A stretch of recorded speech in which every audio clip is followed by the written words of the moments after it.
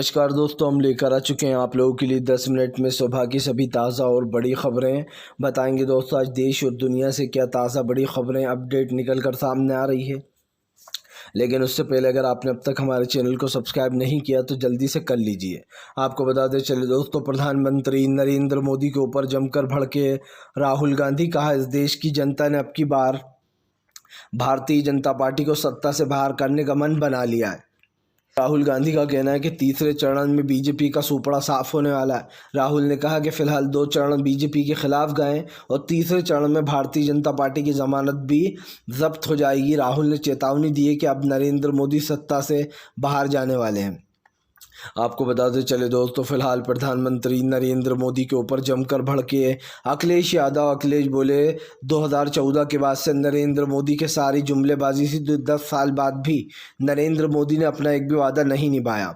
उन्होंने कहा कि फिलहाल देश की जनता भड़की हुई है, ना आज उनके पास रोजगार है, ना कमाई का साधन है। उल्टा महंगाई बढ़ती चली जा रही है और गरीबों की कमाई घटती चली जा रही है। अखिलेश ने कहा, जैसे ही सत्ता में आएंगे सबसे पहले गरीबों के लिए काम करेंगे, रोजगार देंगे और ख़ास कर महंगाई को कम करेंगे। आपको बताते चले दोस्तों, प्रधानमंत्री नरेंद्र मोदी का राहुल गांधी के ऊपर हमला। कहा, आजकल शहजादे मेरा अपमान करते फिर रहे हैं। दरअसल आपको बता दें, प्रधानमंत्री ने राहुल गांधी को लपेटे में लिया है। प्रधानमंत्री का कहना है कि राहुल गांधी आजकल मेरा अपमान करते फिर रहे हैं। वो जहाँ जाते हैं बस पीएम नरेंद्र मोदी का नाम ही लेते हैं। उन्होंने कहा कि इन लोग की रणनीति वही पुरानी है, मोदी की बुराई करो और मोदी के कामों को नीचा दिखाओ, मोदी सरकार को बुरा बताते रहो। प्रधानमंत्री ने राहुल गांधी को घेर लिया है।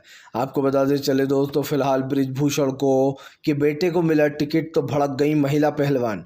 दरअसल आपको बताते चले, बृजभूषण के जो बेटे हैं, बीजेपी ने उनको टिकट दे दिया है। कई दिनों से बीजेपी के ऊपर ही हमलावर थे बृजभूषण, उनको टिकट नहीं मिल रहा था तो, लेकिन अब उनके बेटे को टिकट दे दिया गया है, जिसके ऊपर रेसलर साक्षी मलिक ने का दर्द फूटा और उन्होंने कहा कि फ़िलहाल आज हमारी हार हो गई है और एक रेपिस्ट की जीत हुई है। इस तरीके की बात जो है साक्षी मलिक ने कही है। आपको बताते चले दोस्तों, फिलहाल प्रधानमंत्री नरेंद्र मोदी के ऊपर फट पड़े मल्लिकार्जुन खड़गे बोले, अगर आप में दम है तो मेरे साथ लाइव डिबेट कर लो कांग्रेस के मैनिफेस्टो पर। उन्होंने कहा कि हमारा मैनिफेस्टो बहुत ही सिंपल और सरल है, इसके बारे में बताने की भी ज़रूरत नहीं है।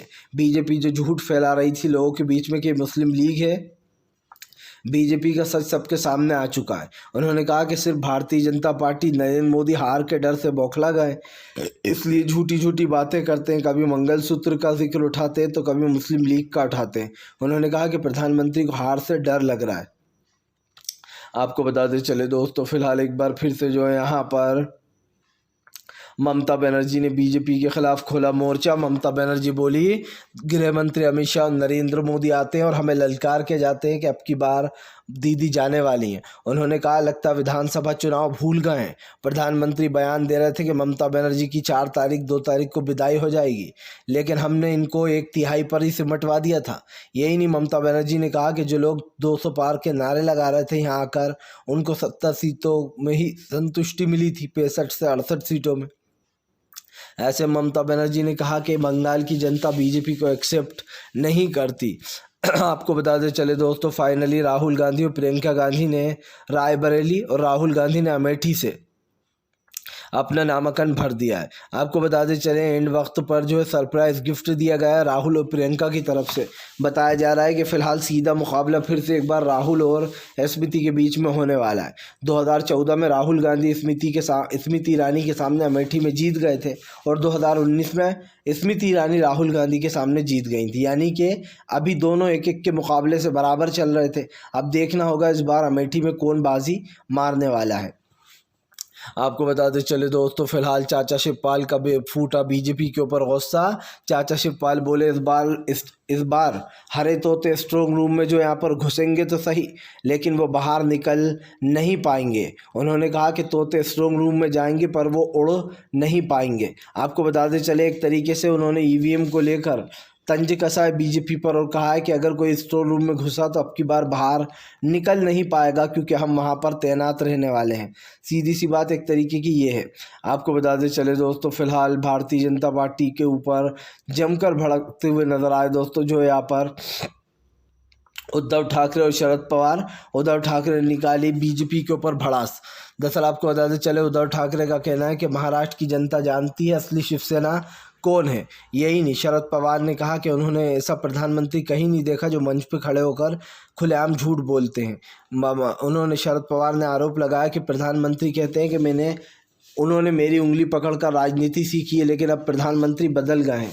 अब प्रधानमंत्री सेम टू सेम पुतिन की तरह कर रहे हैं, जैसे वो वहाँ पर तानाशाही वाली राजनीति चलाता है, वैसे ही देश के नए पुतिन बन चुके हैं नरेंद्र मोदी।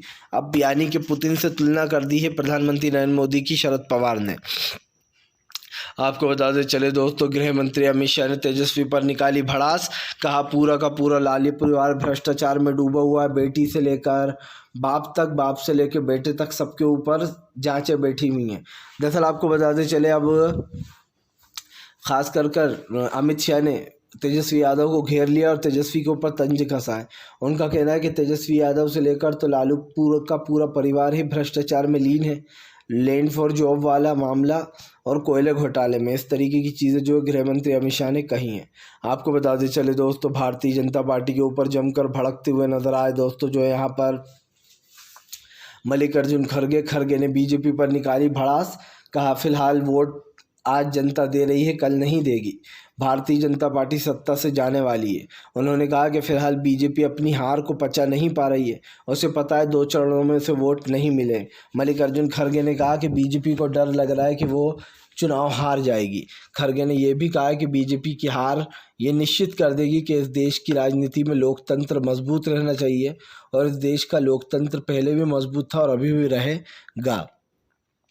आपको बताते चले दोस्तों, फिलहाल प्रधानमंत्री नरेंद्र मोदी के ऊपर जमकर भड़कते हुए नजर आए दोस्तों जो है यहाँ पर संजय सिंह ने प्रधानमंत्री को लपेटा। कहा फिलहाल अरविंद केजरीवाल ही एक ऐसे नेता है जिनसे बीजेपी बहुत डरती है। संजय सिंह ने आरोप लगाया कि प्रधानमंत्री नरेंद्र मोदी उनसे केजरीवाल से बहुत डरते हैं। यही नहीं, संजय सिंह ने कहा कि प्रधानमंत्री नरेंद्र मोदी को डर लगता है कि अरविंद केजरीवाल के सामने वो चुनाव जीत नहीं पाएंगे, इसीलिए केजरीवाल को जेल में डाला गया है ताकि वो किसी का प्रचार ना कर सके। संजय सिंह ने कहा कि अगर अरविंद केजरीवाल बाहर होते तो वो कांग्रेस से लेकर तो तमाम पार्टियों का समर्थन करने जाते, और यही बात बीजेपी को पसंद नहीं है। आपको बताते चले दोस्तों, फिलहाल भारतीय जनता पार्टी के ऊपर जमकर भड़कते हुए नजर आए दोस्तों जो है यहाँ पर अखिलेश यादव। अखिलेश ने दोस्तों बीजेपी को घेरा। दरअसल आपको बताते चले, अखिलेश यादव ने चेतावनी दी है कि जिन लोगों ने उत्तर प्रदेश में घोटाले किए हैं, राम मंदिर से लेकर तमाम संस्थाओं में, उन सब की उल्टी गिनती शुरू होने वाली है। उन्होंने कहा जिस दिन हम सत्ता में आ गए इनके सारे घोटाले बाहर निकाल कर लाएंगे। आपको बताते चले, माना यह भी जा रहा है कि फिलहाल सत्ता परिवर्तन को लेकर अखिलेश की ये चेतावनी कहीं ना कहीं बीजेपी की है, क्योंकि उन्होंने साफ कहा है कि जिसने भी घोटाले किए उन सबके घोटाले बाहर हम निकाल कर रहेंगे, और इस चीज़ को लेकर कहीं ना कहीं मामला गड़बड़ा सा गया है। आपको बताते चले दोस्तों, फिलहाल एक बार फिर से भड़क गई महबूबा मुफ्ती ने 370 का मुद्दा उठाया। आपको बताते चले दोस्तों, फिलहाल जम्मू कश्मीर की पूर्व सीएम महबूबा मुफ्ती ने बीजेपी को लपेटे में ले लिया। उनका कहना है कि फिलहाल पूरी की पूरी बीजेपी सिर्फ झूठ फैलाने में लगी रहती है और लोगों को धर्म के आधार पर लड़वाती है। महबूबा मुफ्ती ने बीजेपी को लपेटे में लेते हुए कहा कि बीजेपी की सिर्फ एक ही राजनीति है, देश की जनता को लड़ाओ और वोट पाओ। उन्होंने कहा कि जल्दी ही जनता इनका पर्दाफाश कर देगी। आपको बताते चले दोस्तों, फिलहाल मामला काफ़ी गरमाया हुआ है। ऐसे में इधर ये कहा जा रहा है कि फिलहाल वो पूरी राजनीति को यानी कि सच्चाई को सामने लाएंगी, तो इधर दूसरी तरफ अब ये भी देखने को मिल रहा है दोस्तों, जहाँ पर राजनीति में काफ़ी बड़े बदलाव आते हुए दिखाई दे रहे हैं। फिलहाल आपको हमें ज़रूर कमेंट करके बताना है कि आप किस पार्टी को सपोर्ट करते हैं और क्यों करते हैं। कमेंट बॉक्स में जल्दी